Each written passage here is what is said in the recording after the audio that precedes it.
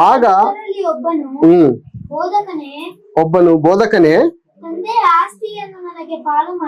ತಂದೆಯ ಆಸ್ತಿಯನ್ನು ನನಗೆ ಪಾಲು ಮಾಡಿ ಕೊಡುವಂತೆ ನನ್ನ ಅಣ್ಣನಿಗೆ ಹೇಳು ಎಂದು ಆತನನ್ನು ಕೇಳಿಕೊಳ್ಳಲು ಒಬ್ಬನು ಯೇಸು ಕ್ರಿಸ್ತನು ಬೋಧನೆ ಮಾಡ್ಬೇಕಾದ್ರೆ ಅಥವಾ ಅದ್ಭುತ ಕಾರ್ಯಗಳನ್ನು ಮಾಡ್ಬೇಕಾದ್ರೆ ಒಬ್ಬ ಮನುಷ್ಯನ ಓಡ್ ಬರ್ತಾ ಇದ್ದಾನೆ.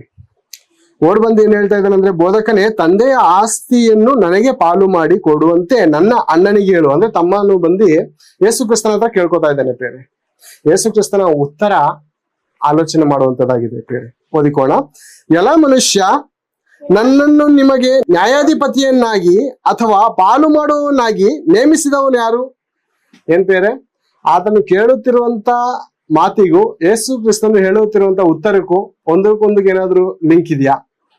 ಏನ್ ಬೇರೆ ಅಂದ್ರೆ ಮನುಷ್ಯರ ಆಲೋಚನೆ ಯಾವ ರೀತಿ ಇದೆ ಅಂದ್ರೆ ಬೇರೆ ಅದಕ್ಕೆ ಅರ್ಥ ಇರಲ್ಲ ಬೇರೆ. ಅಂದ್ರೆ ಮನುಷ್ಯನ ಆಲೋಚನೆ ಒಂದ್ ರೀತಿ ಇರುತ್ತೆ, ದೇವರ ಆಲೋಚನೆ ಮತ್ತೊಂದು ರೀತಿ ಇರುತ್ತೆ. ಅದಕ್ಕೆ ದೇವರು ಹೇಳುವಂತ ಮಾತು ಯೆಶಾಯನ ಪ್ರವಾದನೆ ನೋಡೋದು ಬೇಡ. 55:8 ನಾವು ನೋಡುವಾಗ, ನಿಮ್ಮ ಆಲೋಚನೆಗೂ ನನ್ನ ಆಲೋಚನೆಗೂ ಭೂಮಿ ಆಕಾಶದಷ್ಟು ವ್ಯತ್ಯಾಸ ಇರುತ್ತೆ ಪ್ರೇರೆ.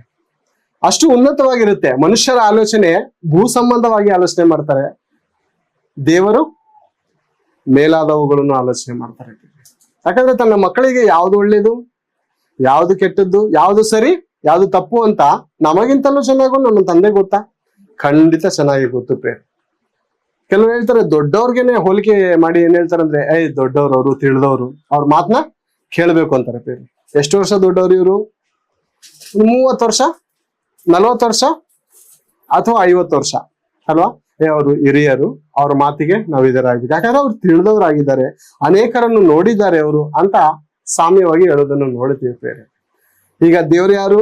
ನಮ್ಮಕ್ಕಿಂತ ನಮ್ಮ ತಲೆಮಾರು ಒಂದು ಪ್ರೇರೆ.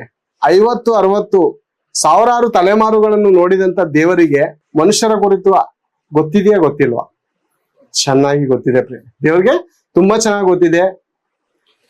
ನಮ್ಮ ಹಿರಿಯರು ನಡೆದುಕೊಳ್ಳುವಂತ ರೀತಿ ಯಾವ ರೀತಿ ಇತ್ತು, ಅವರಿಗೆ ನಾನು ಏನನ್ನು ಕೊಟ್ಟಿದ್ದಕ್ಕೆ ಅವ್ರು ಯಾವ ರೀತಿ ನನ್ನಿಂದ ದೂರ ಆದ್ರು ಅಂತ ದೇವರಿಗೆ ತುಂಬಾ ಚೆನ್ನಾಗಿ ಗೊತ್ತಿದೆ ಪ್ರೇರೆ. ಎಲ್ಲ ಮನುಷ್ಯ ನನ್ನನ್ನು ನಿಮಗೆ ನ್ಯಾಯಾಧಿಪತಿಯನ್ನಾಗಿ ಅಥವಾ ಪಾಲು ಮಾಡುವವನಾಗಿ ನೇಮಿಸಿದವರು ಯಾರು? ಅಂದ್ರೆ ದೇವ್ರ ನ್ಯಾಯಾಧಿಪತಿ ಅಲ್ವಾ? ಈ ವಚನಕ್ಕನುಸಾರವಾಗಿ ದೇವರು ನ್ಯಾಯಾಧಿಪತಿ ಅಲ್ವಾ?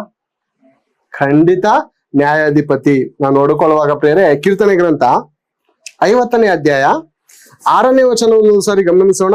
ತೆಗೆದು ನೋಡೋಣ. ಎಲ್ಲಾರು ದೇವರು ತಾನೇ ನ್ಯಾಯಾಧಿಪತಿ. ದೇವರು ತಾನೇ ನ್ಯಾಯಾಧಿಪತಿ.